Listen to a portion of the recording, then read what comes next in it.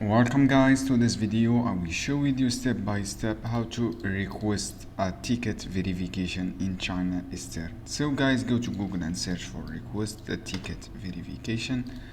After that, click the first result, a ticket verification here. From here guys, you see this page, the ticket verification. All you have to do, write your ticket number, for example this one, like this number, and then from here write your first name guys. After that, write your middle name and last name. From here, write your verification codes and click a ticket verification. This is how you can do, guys. It is easy step. You can do same thing on your mobile.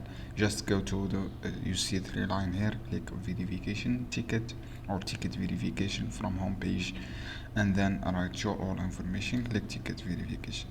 So friends, I hope this guide helpful for you. Don't forget to give like and share this video for more content, and see you on other videos soon. Keep watching.